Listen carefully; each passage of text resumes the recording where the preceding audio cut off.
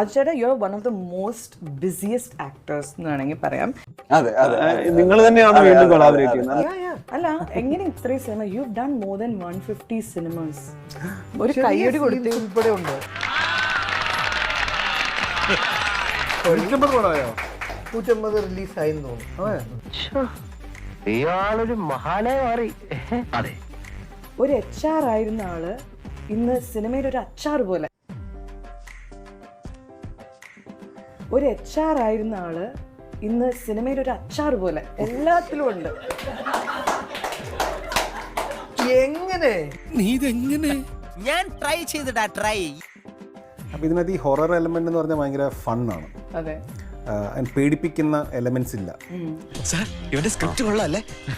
കൊള്ളാം. അപ്പൊ നമുക്ക് നമ്മുടെ മക്കളെയും കൊണ്ടൊക്കെ ധൈര്യമായിട്ട് പോയി അവർ എൻജോയ് ചെയ്യാൻ പറ്റുന്ന ടൈപ്പുള്ള ഒരു ഹൊറർ എലമെന്റ്സ് ആണ് ഇതിൻ്റെ അകത്തുള്ളൂ. ആരും പേടിക്കേണ്ട കാര്യമൊന്നുമില്ല. ഭൂതവും പിശാചും ഉണ്ടെന്നൊക്കെ ചുമ്മാ പറയുന്നത്. അല്ലാതെയുള്ള ഈ ജംപ് സ്കെയർ എന്നൊക്കെ പറയുന്ന പോലുള്ള അങ്ങനെ ഭയങ്കര ജംപ് സ്കെയർ എന്നൊക്കെ പറയുന്ന പോലുള്ള അങ്ങനെ ഭയങ്കര പേടിച്ചേനല്ലോ അല്ലേ? ജംപ് സ്കെയർ എന്താണുള്ളത് കാണിച്ചു.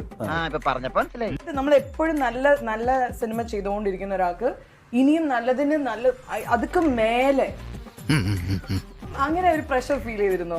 അതായത് നമ്മളൊരു സിനിമ ചൂസ് ചെയ്യുമ്പോൾ എക്സ്പെരിമെന്റ് ചെയ്യാനുള്ള ഒരു ഫ്രീഡം ഇല്ല, അങ്ങനെയൊക്കെ തോന്നിയിരുന്നോ തുടക്കം? ഞാൻ ഉത്തരം പറയട്ടെ.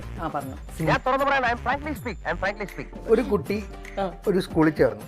ആ കുട്ടി ആദ്യം തന്നെ 98, 97, 96, 98 വാങ്ങിച്ചോണ്ടിരിക്കണം.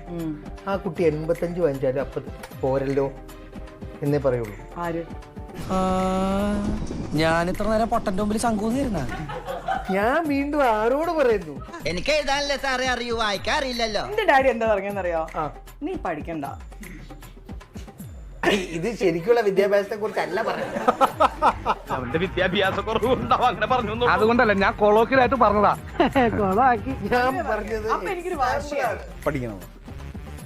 ഇതേ കിടക്കണു. എന്ത് പറയുന്നത് എനിക്കറിയില്ല. സോറി, കട്ട് ചെയ്തോ.